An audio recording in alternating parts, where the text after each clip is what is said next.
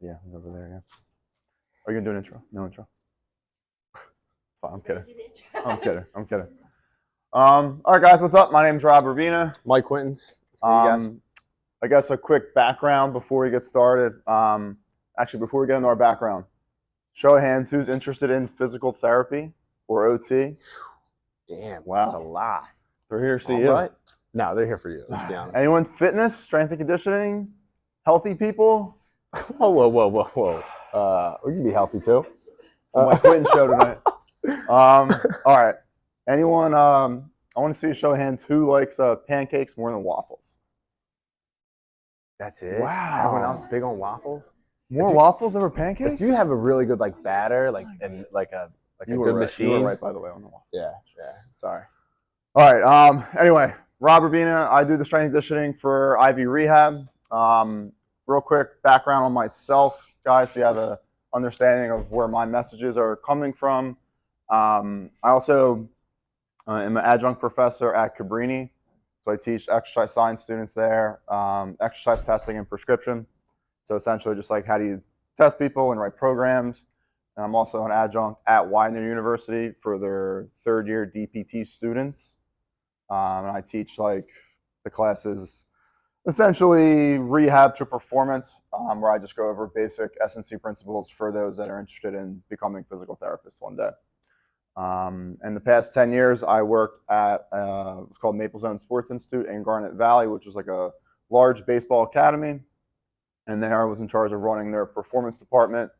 So I worked with a lot of baseball players from like the youth ages, high school, college, and up to professional baseball players for a very long time. So that's the quick and dirty on my background. Yeah. Mike Quintins both of us grew up in Delaware County. Rob's a Strathaven guy. I'm a Pencrest guy. From there, I went to Bloomsburg University. Take it easy on me. Played football there, and I think we're 2-2 against Westchester. We had some good battles, but yeah, grew up here in Delaware County. Came back for a PT school at Widener University. Did 3 years there. Got my doctorate of physical therapy, and from there I started working at Excel Physical Therapy. Was there for about 5 years, and then Dr. Clark was my strength conditioning coach in high school when I played football. So and through college. He's like, you guys don't know what you have in him. He's awesome. Maybe some of you do, but he's a legend. Pretty sure the U.S. Olympic team has him go out to San Diego to consult, to like videotape and analyze the biomechanics of their athletes, which is wild. But yeah, so I spoke with him before I made this move, and I went over to Ivy Rehab and built what Rob and I work in now, which is a center where we have physical therapy under the same roof as strength conditioning. And the concept is to go from injured to performance. Found it difficult for athletic trainers to offer the rehab services or performance services that Rob or other strength conditioning coaches can offer. And that's nothing against ATs. Love ATs. We have to work together, but it's a lot on their plate, from filling up water bottles to watching 8 teams to taping ankles and everything in between. So yeah, it's a one-stop shop, and it's a place, it's an environment, Rob can attest to this, where you don't feel injured. It feels like a gym, right? But we have treatment tables in there. So turf, squat racks, kettlebells, dumbbells. I found out we didn't have those resources in your typical outpatient physical therapy center. So good music. Great music. That's Rob. I'm the DJ. DJ, yeah. My playlists are awesome. Naturally. They're really good. Yeah. Thank God. It was awful before you came in. But yeah, I mean, it's a big facility, and it's I had the opportunity to partner there, and I get to call my shots when I'm a partner, meaning like I have equity in the business. We've opened up 4 centers in the area. I one in Berwyn, Ardmore, and Media as well, and it's the same concept. So kind of my dream to put something like that together, and I Rob's not going to toot his own horn. He's the best of the best. I mean, you drop his name around any baseball facility around, they know his name. We train a handful of Westchester baseball players and other athletes as well. So, but yeah, that's pretty much that's us. I've been doing it now for 9 years. You've been doing it longer than that. I help out Widener as like an adjunct in some of their labs and so forth. But I mean, I can tell you guys all about the schools in the area, but this is pretty much an opportunity for you guys to ask questions. We're both, we're not going to play the age game, but we're in our early 30s. So we're not far removed from these seats in front of us. So I know what you guys are going through and trying to get into schools, and it's stressful and challenging in a lot of ways. But yeah, you guys will find your niche. So that's all I got. You got anything else? I got a lot. I got a lot. I think one thing that I found with students, guys, like my best advice if you're going to take anything like away from tonight is to try to put yourself out there and like make something happen for yourself. So like nothing's going to be like handed to you on a plate. You're not going to like someone like an employer is not going to call you for a job. Like you have to go out there, put yourself out there, email professionals, right? Call them. Don't slide into their DMs. Call them or email them. They'll get back to you, and just go ask to come in and shadow. Yeah. Right. Start to network and meet people. If you don't know who to even reach out to, that's why you have mentors, professors, and use their network, right, to tap into. And when you put yourself out there, you're gonna meet people, and they might be offering internships, jobs you don't know till you actually apply yourself and reach out. You might get a no, but you also might get a yes, and it only takes one yes to get one job, right? So I think tonight that's like the main point that I want to get across is like reach out. That's something that I wish I did earlier in my career was like, hey, like can I come in and hang out and observe and observe different settings too, like physical therapy. There's lots of different settings you can work in. Like Mike, you maybe speak on that, but like observe all the settings. Because as a PT student, you have to do a couple rotations. So, right? Yeah, to qualify to even apply to PT school, I believe it's 200 hours, and at least 50 of those hours. Correct me if I'm wrong. I know I heard some Arcadia talk over here. At least 50 of those hours have to be in acute care. Is that right?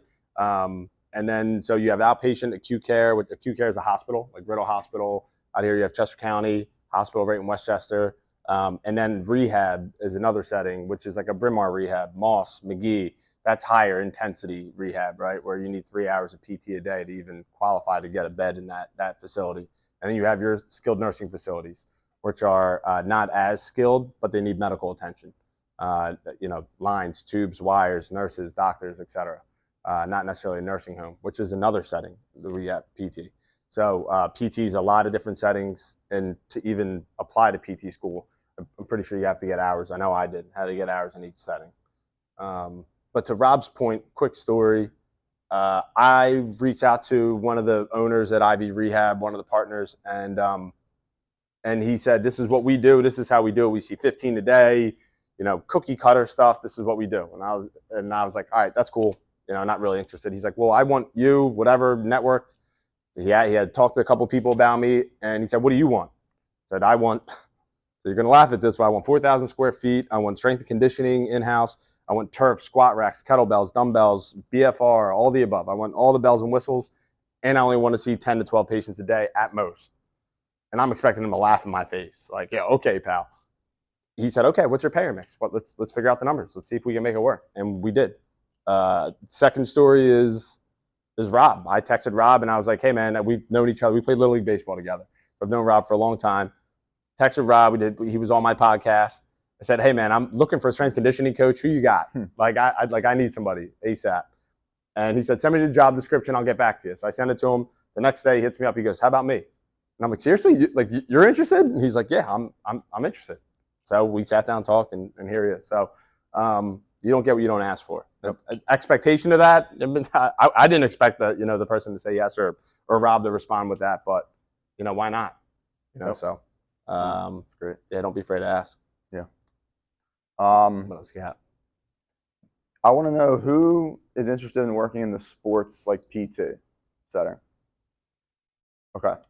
So those that are interested in doing sports PT, another big advice I have for those individuals is like try to get experience doing training or personal training and or strength and conditioning, either during, before, after you start school, because getting experience training healthy individuals and or athletes will only aid in your development as a physical therapist and a physical therapist that wants to work with athletes. Because I feel like that's going to help separate you and give you a little bit more experience than someone who doesn't have that experience, right? So being able to coach people, which is just instructing people to move through whatever exercise, Mike's doing that, I'm doing that. Yep. You know, both what we do is very, very similar, right? There's a couple differences, but we have a lot of similarities. And Yep. one similarity is that coaching piece, which is just like getting out there and instructing people and coaching people through exercise, right? And it doesn't matter what setting. You're not, you can go work at the Y or LA Fitness or wherever, right? It doesn't matter where you work. You're just doing it just to get some coaching hours under your belt, right? Because it's hard to coach people in this like school education setting, right? What we do every single day is very like people driven. So you have to like have a good personality to be able to talk to people and interact with people, right? And one way to get experience actually doing that, besides an internship, is just like try to get a job somewhere coaching people. Even though you guys want to be physical therapists, I understand that, but get some experience coaching Definitely. people is another piece of advice I have for you guys tonight. Shadow. Like Yeah. like I was in PT school shadowing PTs. Like on my own time. Shadow. So many resources out here are happy to have you come in, hang out. As long as you're respectful, dress appropriately, carry yourselves appropriately, it's not a problem. Like ask the shadow. And if you don't know who to ask, you have resources. Dr. Clark, I know Dr. Keenan, Lindsay Keenan's here. You guys got plenty of resources here. So, Yep. Yeah. Certifications. Yep. There's lots and lots and lots of certifications to get. Yep. Okay. Even for those that are interested in physical therapy, right? A lot of PTs want to get their CSCS. Hopefully we know what that is, right? So I think that's probably like one of the certifications that most, if not all of you guys should probably get at some point or look into getting at some point. Even if you don't want to work with athletes, right? The knowledge that you gain from going through that process to pass that certification is very valuable. It's exercise prescription. Yeah. Right. Like what's the appropriate dosage? What's a one rep max? Right. Doesn't mean it has to be for an athlete. It can be fitness oriented too. Yep. Those same principles I apply to the patients who are 70 years old in my clinic. Right. Not everyone's doing 3 sets of 10. I can't tell you last time I said 3 sets of 10. Yes. So, but yeah, those same principles should be applied, no matter what setting. Yep. So definitely like look into certifications at some point. Like you can, like you guys are, I don't know, most maybe juniors, seniors, maybe some sophomores, like you can, start to prepare for that certification.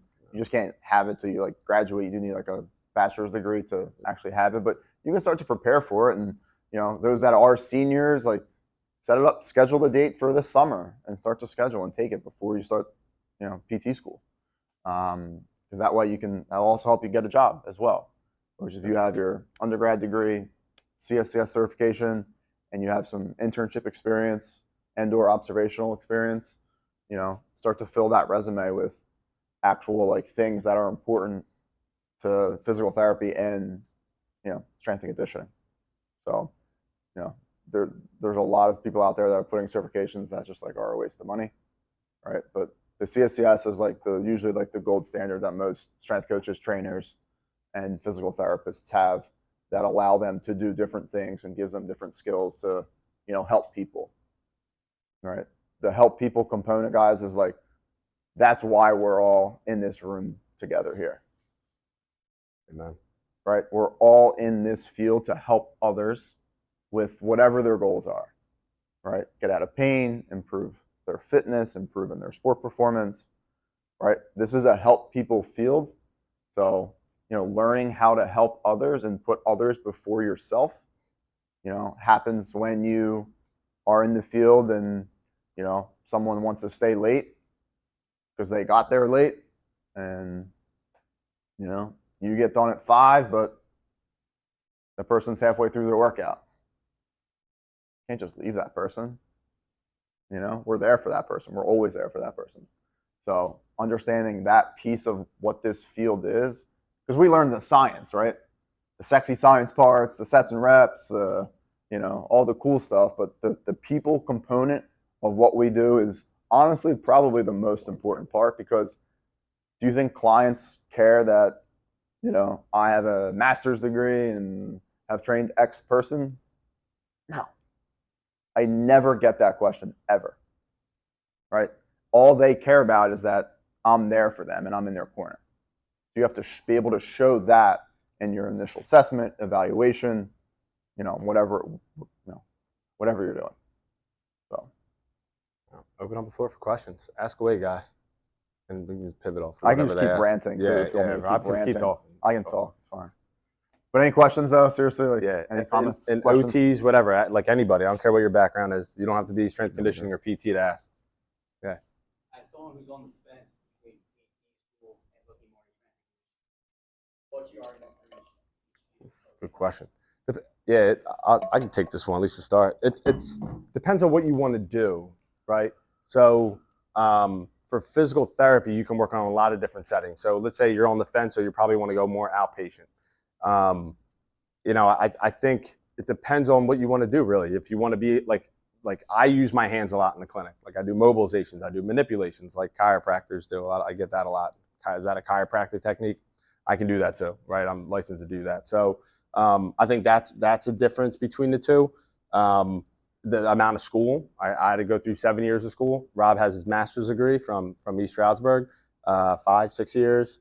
Did a one year residency up at Cressy School, Eric Cressy School. So and that's like the extended route. Dr. Clark has his doctorate in exercise physiology, right? So he took it that much further. So you can still continue your education. But it depends on what you want to do. If you want to be in the medical field, then you go physical therapy. 7 years of college. If you're doing 4 and 3, whichever one would be in this case. I think you guys do have an affiliation with Arcadia, where you can do a 3+3, right? I think, or one of the PT schools in the area. So that's an option. But yeah, what's your argument about? Come observe. Go observe. Yeah. Go see different settings. See which one you like. Go see a college S&C coach at the D1 level. Go see what that day-to-day routine is like. Yeah. Come see an outpatient physical therapist, day-to-day routine, see what that's like. And, see which one you see yourself looking and working in. I'd say like the main difference is like, people are in pain mostly with those that are physical therapists. Right. Most people that I'm seeing are healthy, feeling good, and want to continue to feel good and continue to push performance. So yeah, I would say that's like one of the main separators. We could talk finances, the financial component of it. Financial components also a thing to look into. I think the average PT comes out, at least an outpatient, making somewhere between like 65 and 70. Probably a little bit of a step up from your average like strength conditioning coach coming out of school.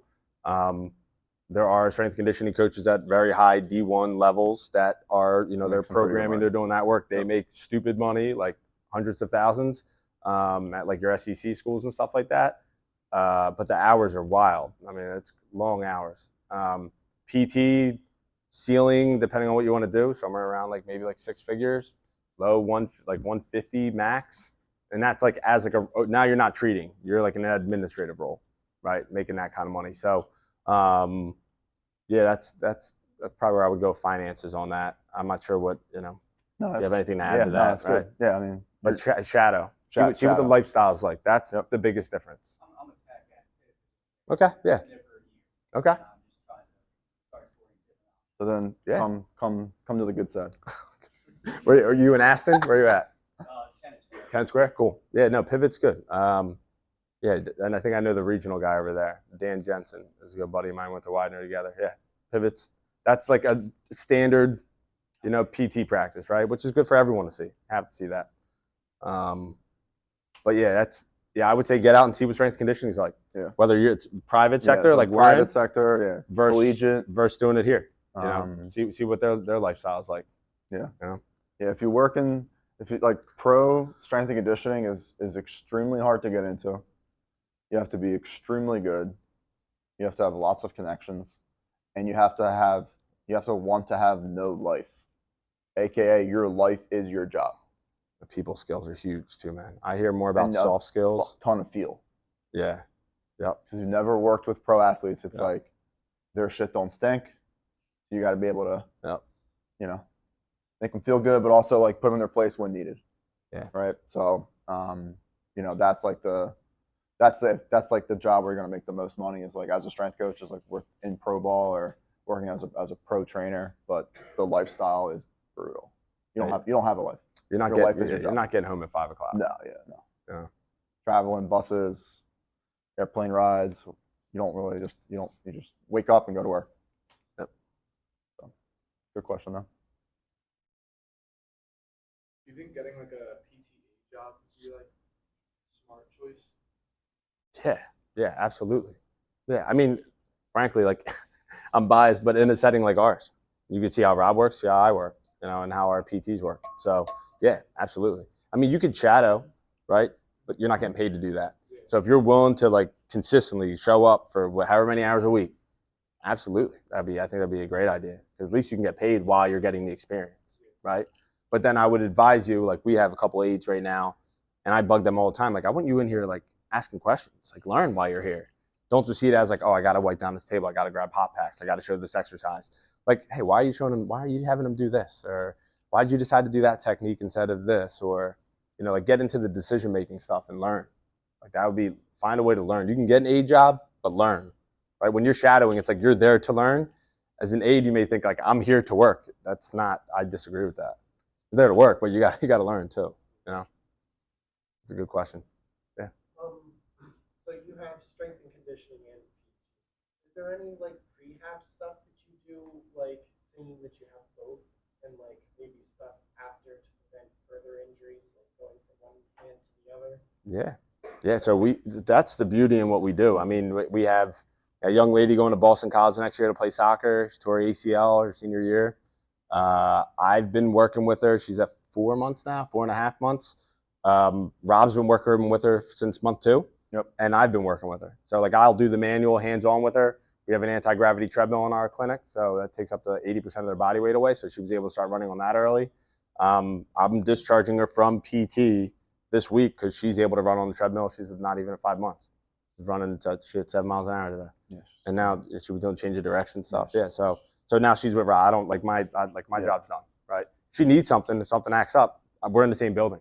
Right. So I would do the hands-on with her, and then I started doing. Then we started doing like plyos, change of direction, like one-on-one type stuff that I worked on, and all the strength conditioning Rob would do. Yep. She's got to work on upper body, lower, all the above, right?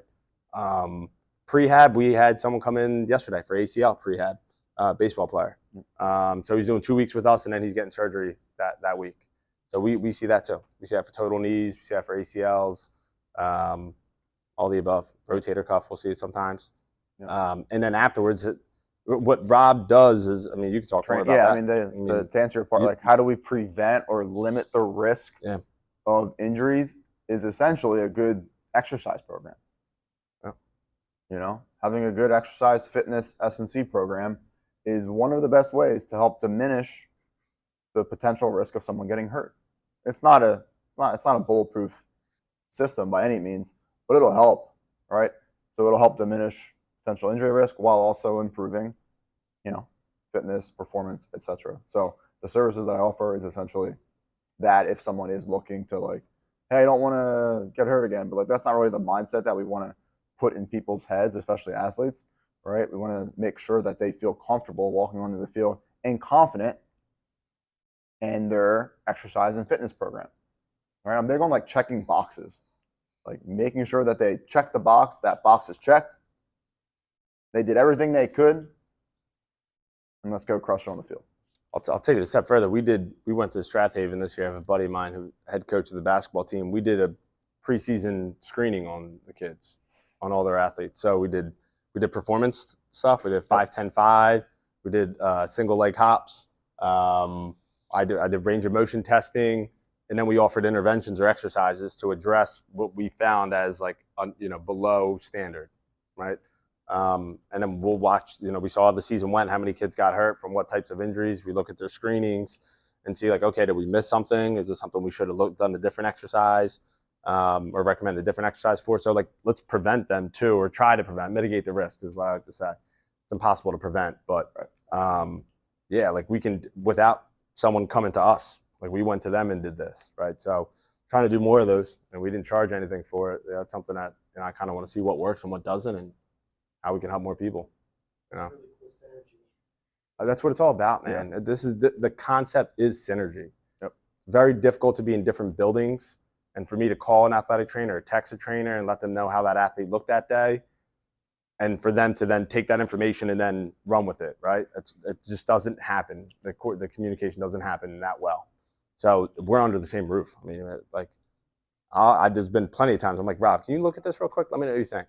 I'm having them do this. Take a peek at them like while they're doing that, like whatever. We had someone today Yeah, whatever. doing a deadlift on the hex bar. Yeah. And just wasn't hinging. He was doing more like a squat, right? So we had him, on his on his toes and so forth. So he got out the Dow and was having him do hinges. Yep. Working on it that way. So and that's a patient. That's not even someone he's working with yet, right? So that synergy is key. Yep. And then likewise, if like I'm training somebody and whatever, they come in from throwing or whatever sport, and this hurts, that hurts, oh well, like here we go. You have PTs that can help take a quick look at it, see what's going on. Oh, it's this and that. Here's what we can do going forward. It's cool. the best. Rob's not saying this, but he's got like 10, 12 pro guys in every day, pro baseball players. So now, like myself and my staff, like we got like pro guys on the table. Like that's pretty cool. So it's fun. It's fun, and you get to see different things. And Rob, is this normal? What would you expect with this? It's so we collab all the time, constantly, the way it should be. Communication. Yeah, it's key. Any other questions? We're in Newtown Square, right on Westchester Pike. If you're coming from here, once you cross 252, we're right on the left-hand 15 side. minutes from here. Quick. Literally 15, Quick. 18 minutes. Yeah, it's quick. We've had a couple I students drive from a little Westchester. fast, but Yeah, Westchester students have been great, man. You guys, we've had a handful, Yeah. all been awesome. So if any of you guys are interested in shadowing or, an aid job or something, I know we need help in media or a win. Those probably aren't much further. We're happy to, interview you guys, come in, check the place out, shadow, whatever. Yep. Any questions at all? Yeah, go ahead.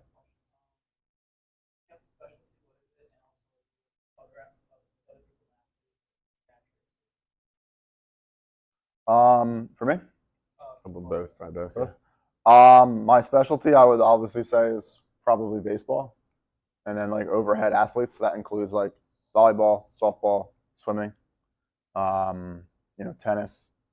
So any sport that requires to lift the arm overhead, quarterbacks, Certifications. CSCS. Yep. Yeah. So that's it. I've taken lots of Con Ed courses, but CSCS. Yeah, PRI. Yeah. PRI stuff. I mean, yeah. So I graduated with my doctorate in physical therapy, and then within my first 4 months of graduating, I had an opportunity to join a residency program in orthopedics to be a certified orthopedic specialist, board specialist. And I figured, like, if I wait more than a year, like, I'm not going to want to do any more academic stuff. So I was like, let's just get over and done with now. So I did that for a 2-year residency while treating, shadowed 200 hours under another PT, essentially what Tom's doing with me now. And sat for a board exam so after my doctorate degree, sat for an additional board exam and got my OCS, which is an orthopedic certified clinical specialist. So, and then I spoke with Dr. Clark before I went on this venture. I was like, what should I do? Like, are there anything I should take? And he's like, how are you going to relate to a Rob Rubina if you don't have your CSCS? I was like, all right, I'll take it. So I got my CSCS after that. Which you qualify for with a bachelor's degree, right? Yep. So, but yeah, those I do a lot of manual therapy. I don't have a certification that was a part of my residency, so I do a lot of manual therapy, soft tissue techniques, Graston or instrument-assisted soft tissue mobilizations. So I do a lot of that stuff. So yeah, it's separate. So where you work at, just like any other profession, really, where I was at Excel, they offered this residency option for me, and they have it in oncology, and I know at Ivy Rehab. So Ivy Rehab they have 500 clinics now. So it's a conglomerate of, think of like GM with cars, how they have like Chevy and GMC and like all these other makes, right? Ivy Rehab's the same way. Wallace and Nyland, Progress Physical Therapy, Excel Physical Therapy, PTW, or the Physical Therapy and Wellness Institute, are all like the local ones. now we're all going to be Ivy Rehab. That's going to be one name on the wall now. So they have a conglomerate. I mean, plethora of residency programs. So like they just started oncology, and this is outpatient. Oncology, there's pediatrics, geriatrics, neuro. So yeah, we offer residency programs and all those things, and that's to set you up to take this specialization exam. Does that make sense? And then that's board certified, recognized through the American PT Association. Does that make sense? Yeah, it's kind of confusing because like you have your doctorate degree, but I got to take more exams. What do you mean? Yeah. So it's like you graduate with an MD, like a physician does, but do they want to be a dermatologist? Do they want to be do they just want to be primary care? Do they want to go neurology, et cetera? Then they have to do a residency program in that. That doesn't mean that's all I treat is orthopedics, but I see a lot of neuro too. I did 10 weeks at Bryn Mawr Rehab and loved it. Learned a ton there. So, yeah, that's a good question though. But I would say like get your certifications. I don't think that's what it's all about. It's what you learn to get that certification. Yeah. Right? Like what did you have to experience and go through? That's more valuable than initials after your name. I'm happy there's nothing on the board because I can't stand when I see 100 initials after someone's name. It drives me nuts. Yeah, the certification, guys, is essentially just like something to have. But what's way more important is like observational experience, internship experience. That's where you're going to learn the most, hands down. I mean, I've worked with interns for a very long time. You know, I've been taking 2 interns every semester, you know, and I can't tell you how many times an intern will come up to me and say, hey, Rob, I learned way more in 12 weeks of an internship than I did in, however, X many years of schooling, right? Because it's actual hands-on, applied, day-to-day routine type stuff in whatever setting you're working in. And trust me, I teach, so I know what it's like to be on the other side of that. It's hard to teach that. I do the best I can to try to bring the field to the classroom. It's very hard to do, all right? So I'm not knocking on schooling. I'm on the other side as well, so I get it. But get as much experience as you can. And it's okay to start as a sophomore or as a junior when you're trying to figure out, like, oh, do I want to do PT? Like, what is that? Like, what is strength and conditioning? It sounds like something. Like, let me go see what it is, right? And what you think something is might not be what it is. So, I'll stop ranting. Any other questions? Fire away, guys. Yeah, go for it. You said you have a bunch of other locations. You don't upset it. So we have three other locations. The ones I helped open up in Berwyn, Media, and Ardmore. Rob's the only strength and conditioning coach we have. We're on the hunt for some more. It takes the right person. We need good trainers, people. We need good trainers. We need good trainers. So they're built out for it. They have the turf, the squat racks, kettlebells, dumbbells. They have all that, right? Some of them, the PTs who have CSCSs, try and do a little bit. Nick was doing a little bit of it on his own. Yep. But it's tough as a PT to try and do both. It's impossible.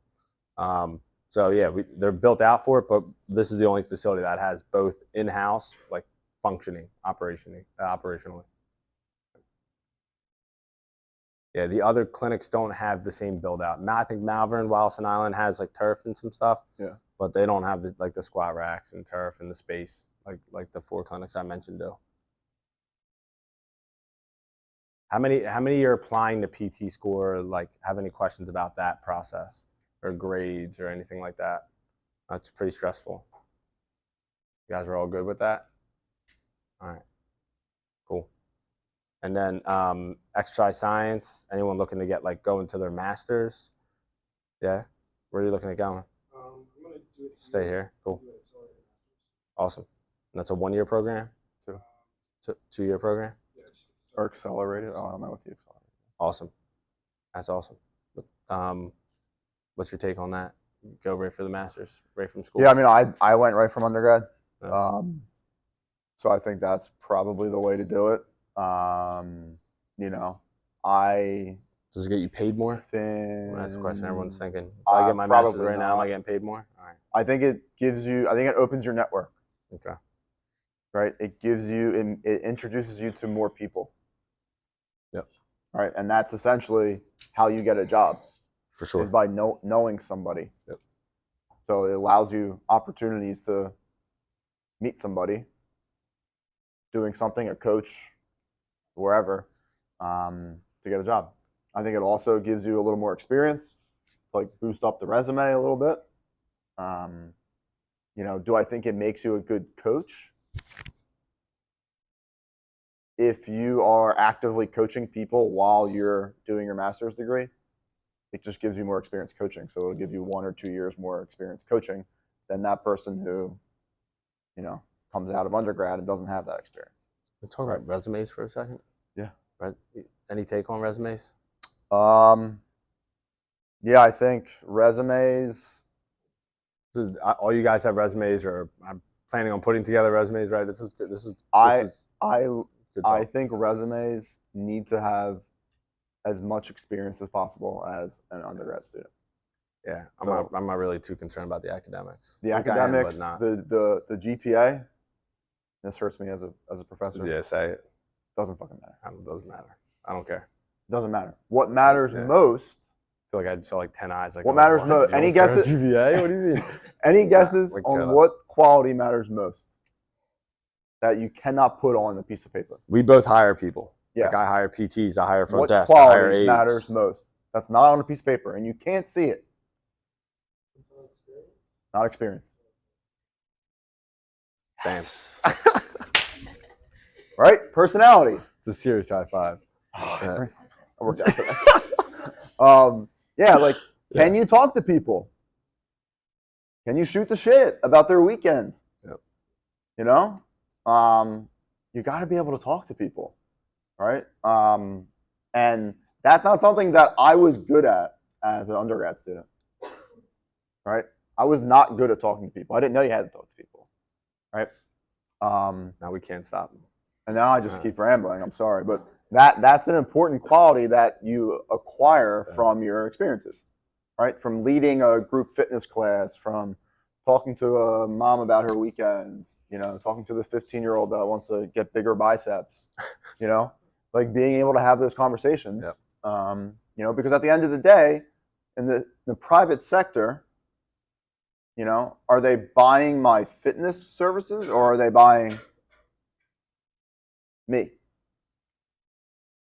That's what it comes down to. It comes down to right. trust. Yeah. Right. So I hardly look at resumes.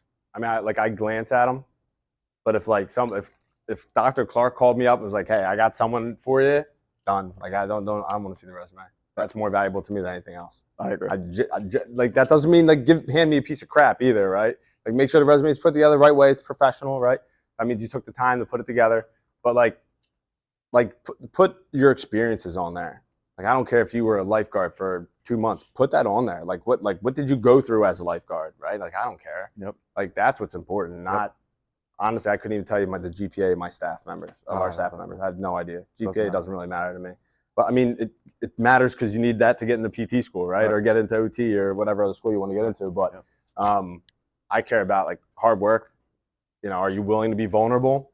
Are you willing to go inform a parent about how their son or daughter just did and answer their tough questions? Are you willing to call a doctor to say hey, rehab isn't going that well? It's they're not doing what they need to do, or I'm not doing what I need to do. That's tough. Those are tough things to do. Are you willing to do that? I care more about that than how well you did in kinesiology, respectfully. So no disrespect to the. Okay. Right. I'm with you. I agree.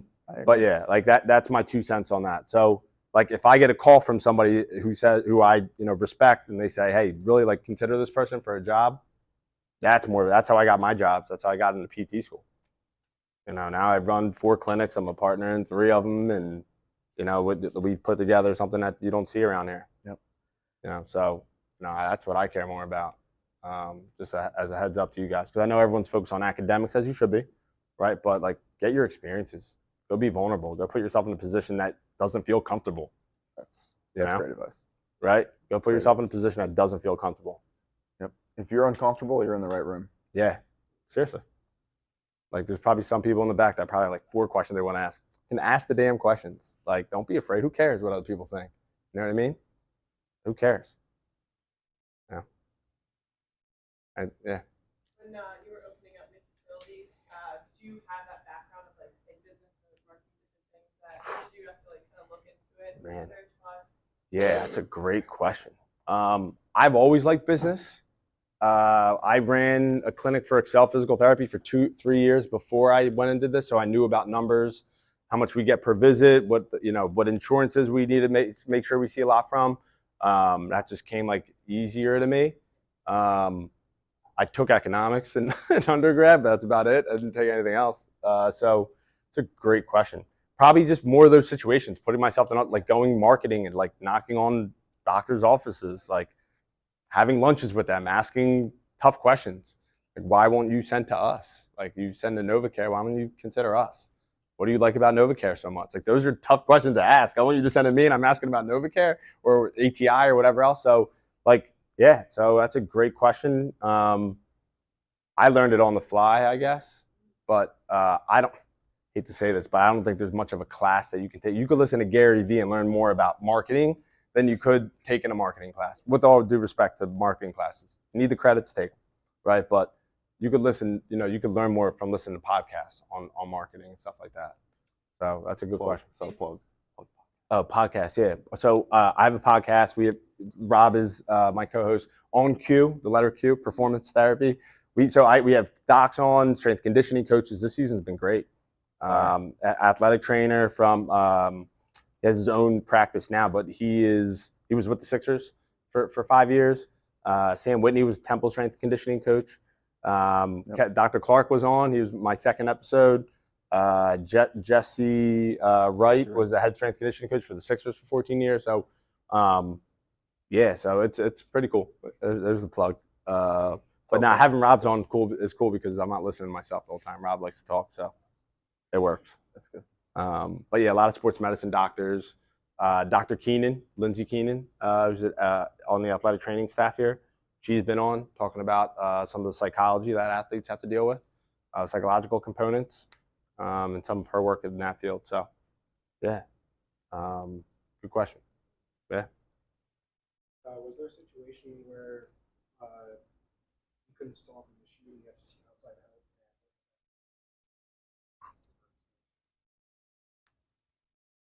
You got anything on that?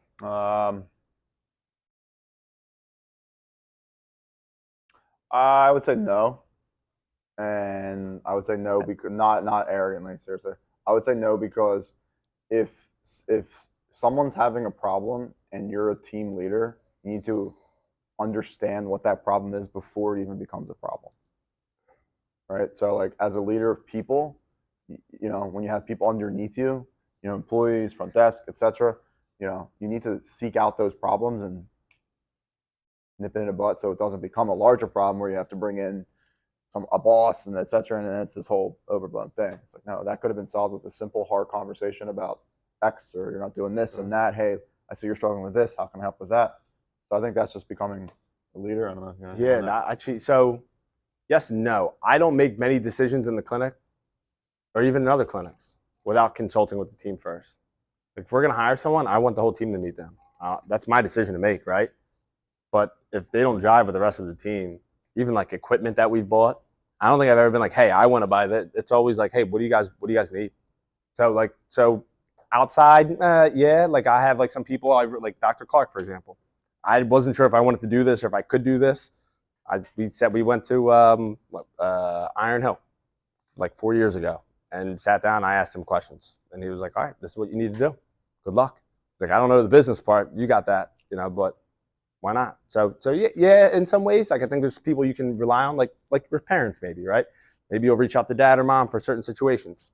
Same type of thing. I have that, right? I think we all have that, but I think also relying on your teammates as a leader. Hey, what do you guys think? In the end, you may already know the decision that you're going to make. Maybe you want to make sure that they feel like they have some input, right?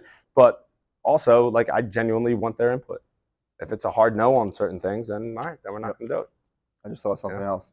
I do think it's important to like understand your lane. So I think we coordinate care a lot with skill coaches, right? Like I don't teach people how to shoot a basketball. Yeah. I don't teach people how to make a cut in football, doing this football drill, whatever, right? Like I don't teach people how to throw a baseball. We have skill coaches that do those things. Yeah, so I think that's an network. opportunity where like we'll rely on those individuals where you have your network of people around you, you know, to help that athlete improve in their goals. And that's such a great point. So like having those around, I think that's the time where I was like, I'll like reach out to That's those your people network, and be man. like, use the network and skill coaches Heck, or we got- PTs. You know, as a trainer, it's like I can't fix everything. Like, so we have PTs. Like, let's fix whatever pain we're having. I'll never reach out to a doctor, text, call, whatever, and not say, hey, what do you think at the end? Always. And that's like a respect thing, but I want their opinion. Otherwise, I wouldn't be reaching out to them. Same with strength coaches, pitching coach, George, right? Yep. Like, hey, man, I know what's going on. Like, I kind of have an idea of what's going on. I'll send the video to him. Hey, what do you think? Like, what are your thoughts on this? That's building a network, right? That doesn't mean you're not competent. It means that you're staying in your lane, I think is Right, what stay in is the what Rob's saying in this case, right? Know the other lanes, but stay in. Yeah, I could go over football drills all day. Like, I can do that, right? I coach football. I'm not doing football drills in the clinic. I'll let the coaches do that. You know what I mean? So stay in your lane. I'm not doing strength conditioning stuff in the clinic. That's Rob, right? So I think that's key. So it's a good question, though. Yeah, go. Is it Yep. stressful working What's with next? like professional athletes? Is it kind of like expect? Is it stressful? No, not for Rob. No. No. It's Rob, not- he's always been doing it a long time. I've been, yeah, it's not stressful Yeah. because I treat them like everyone Yeah. else, right? Working with pro athletes, you have to show them you know your shit without being over arrogant. Mhm. You have to have a lot of feel, which is just like understanding a situation might arise in the gym, you know, on the phone, etc. I'll give you a quick scenario on that example. We had 2 professional baseball players in. It's the end of the off season. They don't really want to work out because they're kind of mentally checked out, right? They came in to work out. They played mini hoop basketball for 30 minutes. I'm serious. They actually No played joke, they mini hoop did, basketball yeah. for 30 minutes. They did, yeah. Little one-on-one, little pig, right? They were sweating. Do you think I made them work out after they played mini hoop basketball for 30 minutes? There's no one to say that's all right. No shot. They Yeah. worked out that day. Yep. No shot. They were sweating. They're done. See you later, guys. Go work out today. I gave them high fives, fist bumps. See you tomorrow. In the circumstances that Rob laid out before, right? Obviously, that plays a role. So the number of times, I can't tell you, every other time I worked out with Ken, Dr. Clark, growing up, the number of times he'd be like, that's it, we're cutting it, we're done. He had an agenda to do a lot more, but he just body language, whatever, Right. and he was able to Understand read that and be like, situation. we're cutting it. We're not doing any more Right. 40s, we're not doing any more 20s. Right. We're not, like, all the time. Maybe he does it in class too. So there you go. I'm sure you see it all the time. He has no problem saying, Yep. that's it. And you want to compete, you're like, no, I got more juice in the tank. He's, no, you don't. Yep. You're not. Yeah. So that's, that's no one when to say no and Yeah. not, you're focusing on your agenda. So that's a good question. Yeah. I think the last thing on the pro athlete side is like, if you understand that, like they're making lots of money to essentially work out, like that's their job. Yeah. Their job is to work out. Their job's to throw baseballs or shoot basketballs or whatever sport they're playing, right? But if you understand that, they're just like everybody else and they just get paid to do what they do, more often than not, like, they're going to be successful in their sport. So treat them like everybody else, but also have an understanding that, like, they got to that level for a reason. Yeah. So, yeah, they're working out with me, but they're also, I like to explain this early on in the program design process, like, they're doing their program. Right? They're not doing my workout program. Like, I want to get a little bit of their input into exercises that they like to do because they deserve the right to provide that to me. Yeah, a 14-year-old who's never exercised before and wants to get bigger arms, like, yeah, I'm not taking his input, But this guy that has been working out for 15 years, throws baseballs 100 miles an hour, like, I'm probably going to ask him, hey, what do you think of trap bar deadlifts? Do you like to do that exercise? Right. He says no. Great, we're not doing trap bar deadlifts. All right. So just like little give and take, but like he also understands my expertise and he trusts me. Now, why does he trust me? That's a question to you. Because for a while, you got to your place. All right. What you done? Because he was told from a buddy of his, hey, Rob helped me increase my velocity by 3 miles an hour. You should go see him. So he's going to listen because it worked for somebody else. And what we do a lot is a lot of referrals. right? Because we work with people. Oh, you look great. How'd you lose weight? Or, hey, you're jumping 3 inches higher. How'd you do that? Yeah, boundaries. A lot of boundaries. A UFC fighter one time dislocated his elbow, called me out of the blue, said, "Hey man, I got your name from a couple people." I was like, "Listen, I'm good with it. Let's do it. But like, here are the boundaries. Like, I'm not dealing with an agent. I'm not dealing with no posse coming in the clinic. I'm not dealing with any disruptions. If I ask you to do it, like, let's have a conversation around it. If you don't want to do it, but like, you're not going to come in here and call the shots. And I'm not dealing with agents. I'm not dealing with Dana White or whatever the heck else. Like, I'm here to do a job." So I think it's drawing boundaries with that stuff too. You had a question Yeah, I back? saw some questions Yeah. about.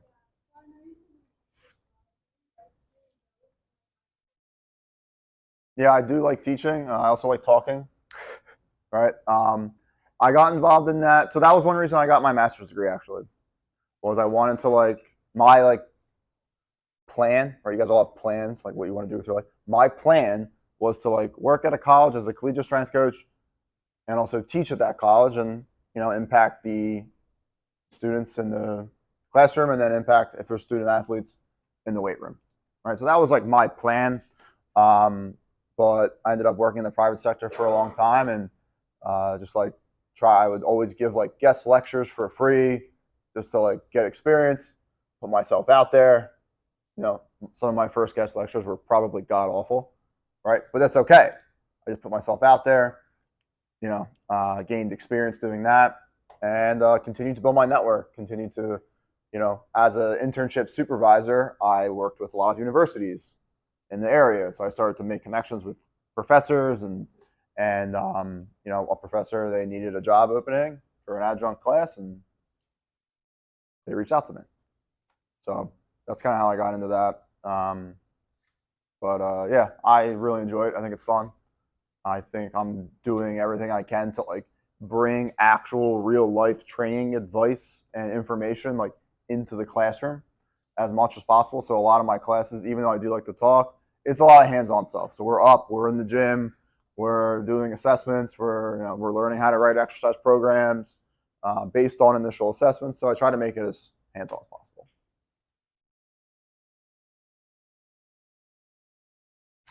Yeah, go ahead. Yep, you got it. Yep. You guys ever think about doing something else? Man, actually, not really. No. Maybe down the line, maybe doing something different. I think we're both at a point in our careers now. We're in our early 30s where we're let's influence others. Does that mean my hands aren't on patients as much? Yeah. Am I gonna not like that? Probably for a little bit. I'll get over it. And with Rob, how can our reach be bigger?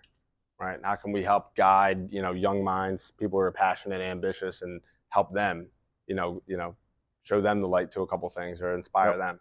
So I think that's where we're at a pivot in our career. That's why we're doing things like this, So yeah, I haven't thought about going a different direction. Even in high school, I feel like I wanted to do this, but I shadowed, and I thought I wanted to help athletes initially, and then I was like, it's kind of I want to help other people achieve their goals too, to help Rob's mom come in and help her feel better and be able to pick up her grandchildren. That was her goal. Without pain, I want to pick up my grandchildren. How cool is that? She can now pick up her grandchildren without pain. That's empowering, right?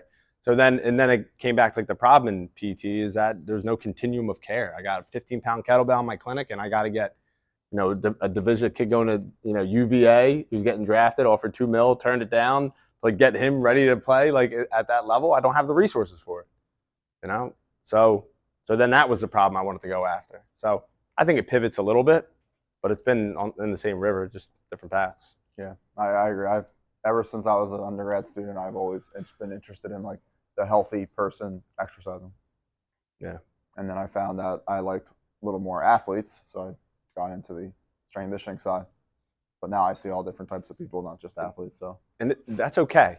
I would say it's okay if you have a change. Maybe this talk has inspired you to do something different. I don't know. That is you could be 40 years old and you want to go a different direction.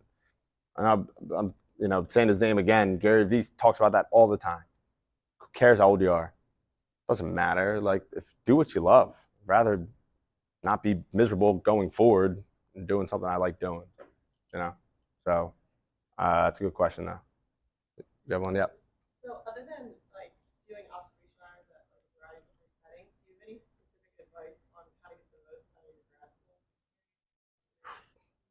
Man, we could talk about that for hours. Have a plan, have an agenda. Like, what do you want to learn? What are your goals, right? Like I'm big on like checklists. I know you're the same way. Like I have a sheet at home at the end of every week. Like, did I make every member of my team feel important? Did I do my best to address all of their needs? Right? Like you should have something when you go into that setting, and make sure you check those boxes. When you leave, you should be able to say like, oh, I was able to do this, this, and this. Right? So like have an agenda set for each setting you're in and who you're going to meet, even before meetings. Like I hope some of you probably had like questions written down for tonight. Like good, great, be prepared. Right? Otherwise, you're just flying by the seat of your pants. Right? You might not get everything you want out of it. Doesn't mean you can't pivot, but yeah, that's what I would say. How to get the most out of it, be prepared, ask questions, take opportunities to shadow, come up to us after this and ask for like, hey, I'm interested in OT. Do you know a good OT I can shadow? Yeah, I know a bunch of them. What setting you want to be in? You know, my wife's a PT at Penn, you know, so like wherever you want, get experience. But yeah, so yeah, no problem.